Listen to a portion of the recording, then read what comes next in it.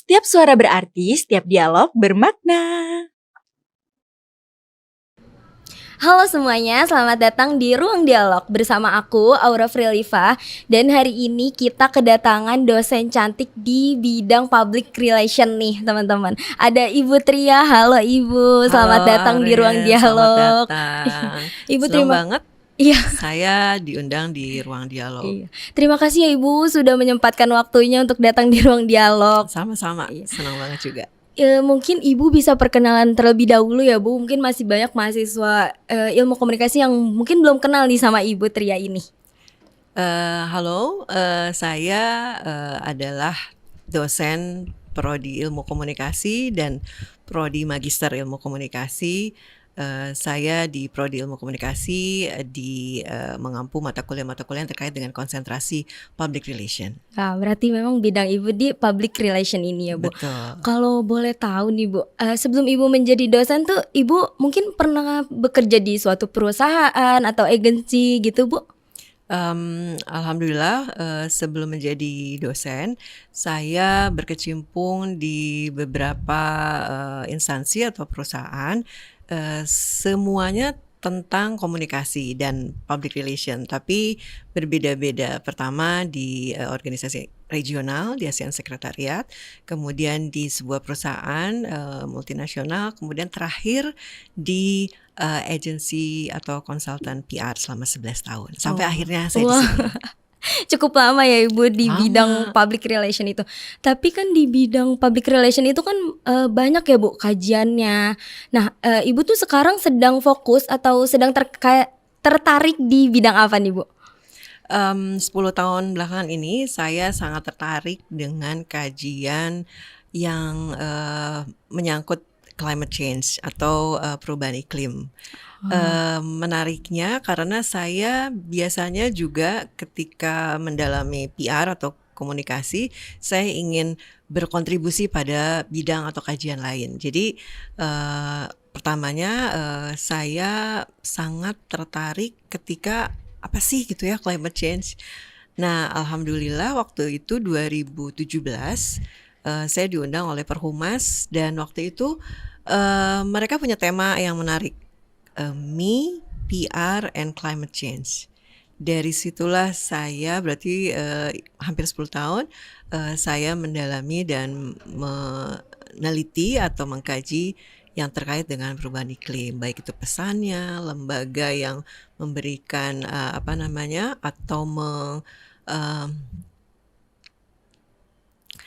atau yang memiliki kebijakan tentang pengendalian perubahan iklim.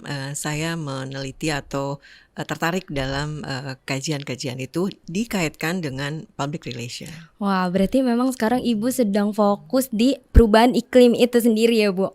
Nah, tapi kan mungkin banyak ya Bu yang belum tahu perubahan iklim itu tuh sama nggak sih Bu sama global warming mungkin ya Bu, dan mungkin perbedaannya tuh apa sih Bu? Tapi pernah dengar ya perubahan iklim ya? Pernah, cuma Oke. aku pikirnya itu mungkin kayak mirip sama global warming gitu loh Bu. Oke, perubahan iklim itu sebetulnya perubahan jangka panjang pada pola suhu atau cuaca di bumi. Jadi bukan kayak udara atau cuaca ya, tapi nah perubahan jangka panjang itu bisa terjadi secara alamiah atau pada dekade 50 tahun belakangan ini tuh terjadi karena aktivitas manusia. Tapi kalau dari perubahan iklim itu sendiri ada nggak Bu sebab akibatnya? Pasti ada, karena perubahan iklim itu sebetulnya rangkaiannya panjang ke belakang gitu ya. Pertama, adanya aktivitas manusia yang menyebabkan meningkatnya gas rumah kaca. Nah, misalnya dari transportasi, industri, itu menghasilkan emisi karbon dioksida gitu ya. Kemudian dari pembakaran hutan, dari limbah itu menghasilkan gas metana. Nah, itu sebutnya aktivitas-aktivitas yang bisa meningkatkan emisi gas rumah kaca. Nah, ini akan menimbulkan lapisan atmosfer yang semakin tebal gitu ya. Seperti halnya kita sedang berada di dalam rumah itu terbakar, terus kita nggak bisa kemana-mana karena semakin memanas gitu ya.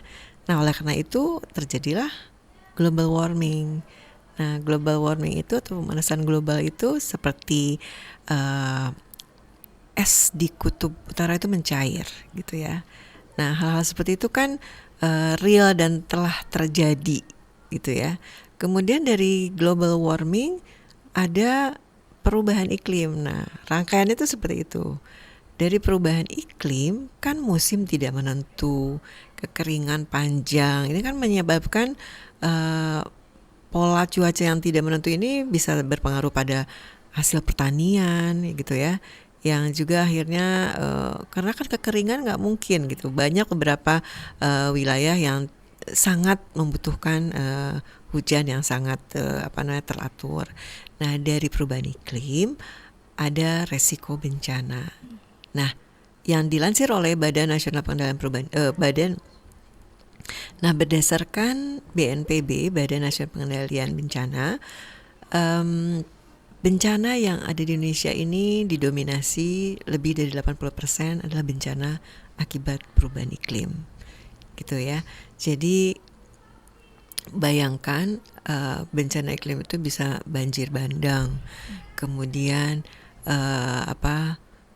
suhu yang sangat ekstrim. Nah, itu kan bisa menyebabkan faktor-faktor yang terkait dengan kesehatan, gitu ya. Kesehatannya itu bisa berbagai macam. Nah, oleh karena itu sangat penting kita bisa memberikan kontribusi pada kajian-kajian yang terkait dengan perubahan iklim. Kita komunikasi, khususnya public relation, ini memiliki peran yang sangat signifikan untuk memberikan edukasi, menyederhanakan pesan-pesan, dan membangun kesadaran tentang pentingnya mengendalikan perubahan iklim. Kalau sampai 1 atau 2 derajat bumi ini semakin panas, itu kan sangat berbahaya. Jangan sampai 2 derajat, 1,5 pun itu sudah dicegah gitu, harus dicegah. Berarti dari isu-isu besar ya Bu, mungkin dari isu kesehatan, lingkungan, itu kan butuh cara komunikasi yang tepat ya Bu. Dan nggak semua orang tuh bisa berhasil gitu melakukan pendekatan dengan cara yang itu. Nah, tapi kalau dari public relation sendiri Bu, ada nggak sih Bu cara yang berbeda dari komunikasi lain? Dalam banyak kajian yang sekarang di-publish di jurnal-jurnal internasional, bahkan pendekatan public relation itu yang paling ideal untuk memberikan kesadaran kepada publik tentang bahaya atau krisis iklim ini, gitu ya. Kita selalu berbicara tentang publik, gitu ya. Publik yang mana, key message-nya apa, kemudian treatment-nya seperti apa. Itu pun harus dalam kajian public relation, gitu ya. Nah, contohnya ketika pemerintah melaunch atau meluncurkan program Kampung Iklim nih ya. Bayangkan ada kampung tapi iklim gitu ya. Nah, mereka itu kan komunitas ya, ada di pesisir, ada di urban, ada di perkotaan, ada di pedesaan. Nah, itu dibentuk pun kan membutuhkan peran PR dalam menyederhanakan pesan-pesan pentingnya memahami perubahan iklim kepada komunitas dan masyarakat lokal. Itu pun harus kita petakan. Bagaimana ya kalau ke petani bicaranya? Bagaimana kalau ke anak muda? Kan nggak mungkin kita pakai bahasa-bahasa yang ilmiah. Iya. Ya, kita kan dari sosial. Saya dari sosial nih latar belakangnya ya. Bahkan ketika saya mengambil studi lanjut S3 tentang komunikasi kebijakan perubahan iklim, saya pun akhirnya belajar, oh sampah itu menghasilkan gas metana ya, gitu ya. Jadi saya juga belajar tuh. Nah, bayangkan kalau kita tidak memberikan kontribusi pada menyederhanakan pesan, gitu ya, memetakan publik agar publik tersebut juga paham, dan PR itu panjang perjalanannya ya. Jadi tidak seperti pemasar yang oke, ini bagus atau ini bermanfaat. PR itu memiliki proses gitu ya. Kita mendekati publik ini harus seperti ini, pesannya harus seperti ini, keberlanjutannya harus seperti ini. Oleh karena itu kita akademisi dan juga para penggiat komunikasi, khususnya public relation, berperan penting dalam menumbuhkan kesadaran tentang bahaya krisis iklim ini. Wah, berarti PR tuh memang punya peran penting ya Bu Sangat. dalam pengendalian dari perubahan iklim ini sendiri dan mereka punya caranya tersendiri ya Bu. Betul, Nah, betul. kalau menurut Ibu sendiri ya Bu, peran PR dalam climate action ya Bu, ini kan lebih banyak mengedukasi ya Bu, lebih ke membujuk publik untuk peduli dan lebih bertindak. Kalau menurut Ibu sendiri tuh gimana Bu cara mengedukasi itu sendiri? Oke, kalau kita lihat filosofinya atau prinsipnya, PR itu kan sebetulnya aktivitasnya ada program, ada event, ada campaign. Nah, kalau cerita tentang campaign, bahkan itu adalah perpaduan antara program dan event, gitu ya. Nah, kita bisa mengedukasi tentu tidak sekaligus, gitu ya.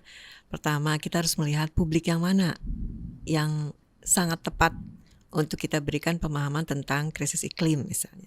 Krisis iklim itu bagaimana sih agar memahamkan bahwa menggunakan transportasi yang berbahan bakar fosil gitu ya, itu juga memberikan kontribusi ya, karena tadi ya emisi gas rumah kaca meningkat, akhirnya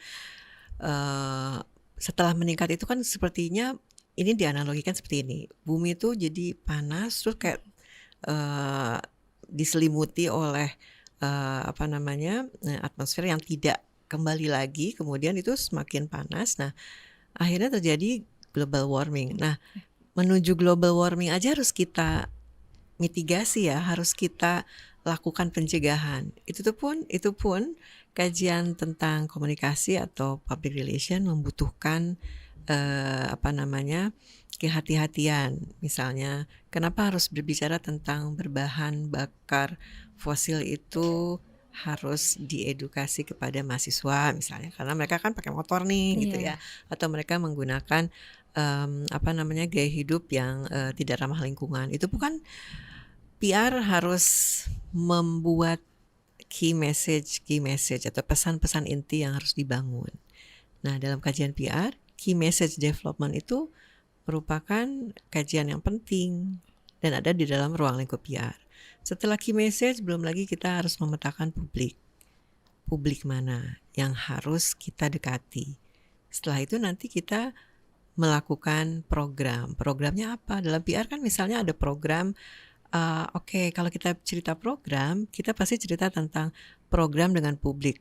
Programnya apa yang mau dipakai? Kalau misalnya dengan kampus misalnya, apakah kita punya program dengan kampus goes to kampus misalnya, dengan meningkatkan literasi atau kesadaran tentang krisis iklim ini gitu ya? Atau mungkin program dengan media, maka muncullah media relation gitu ya. Atau dengan komunitas, maka muncullah community relation.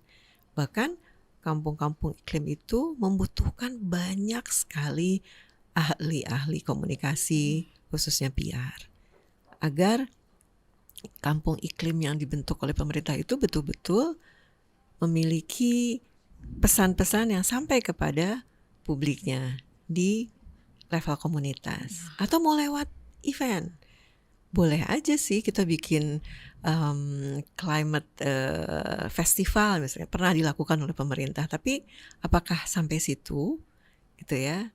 Atau mungkin mau melalui campaign, berarti program yang komprehensif yang terdiri dari program dan event itu harus dikampanyekan. Nah, itu butuh perencanaan dan programming PR sehingga sampai ke halayak sasaran atau publik strategis.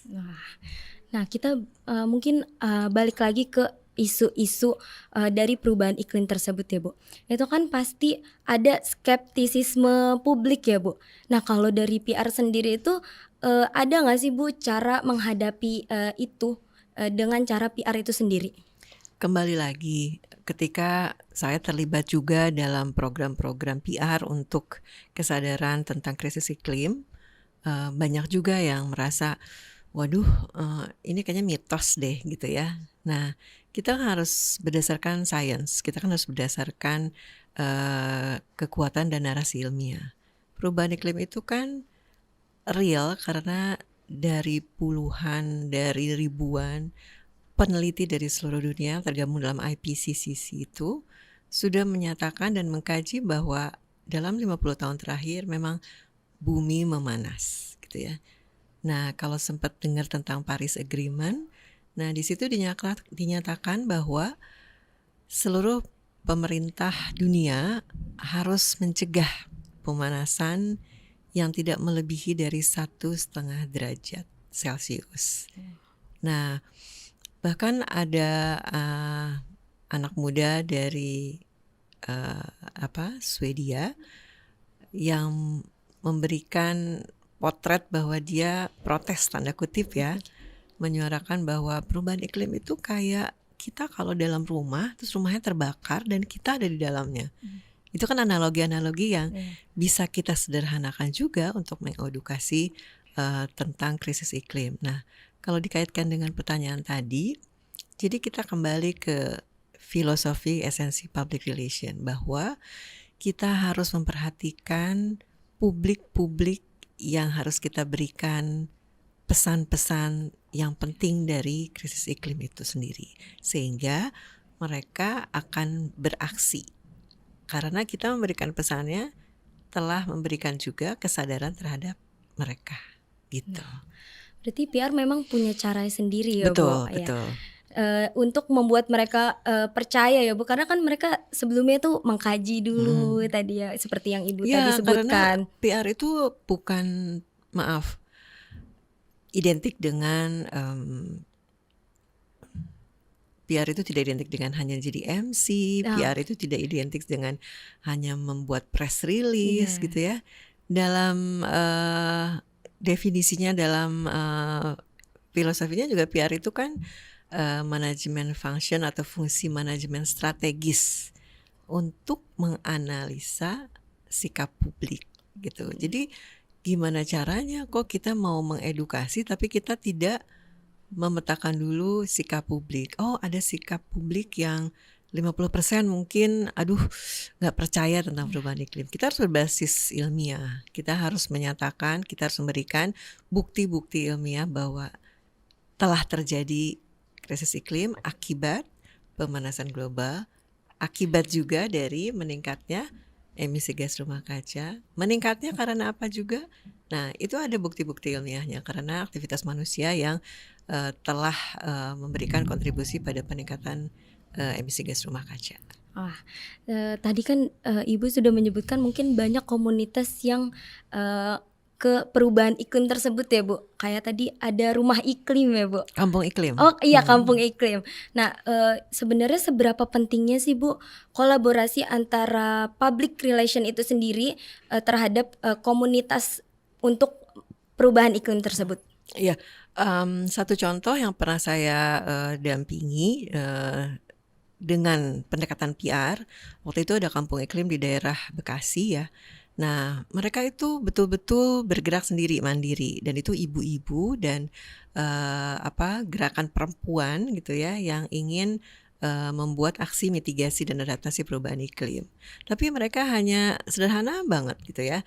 Mereka menanam di pekarangannya, mereka menghijaukan kompleknya sendiri gitu ya. Tapi kan hanya cukup lewat aksi-aksi tersebut.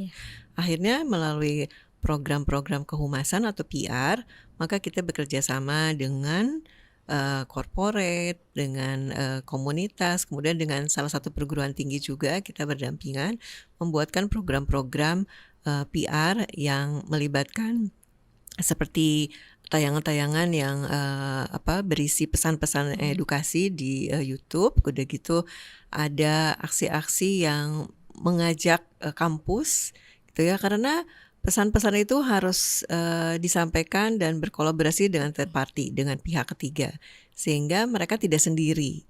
Akhirnya PR membuat program yang berbasis publik. Kan kita nggak mungkin cerita tentang emisi di komunitas ibu-ibu tersebut, tapi dengan cara-cara yang sesuai dengan pemahaman mereka, pengetahuan mereka.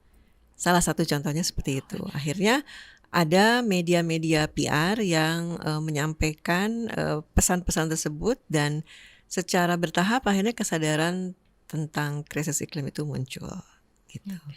aku kan sebagai mahasiswa Ilkom nih ya Bu, dan mungkin teman-teman yang menonton juga mungkin kan banyak yang baru tahu nih tentang perubahan iklim yang kita barusan bahas nih ya Bu.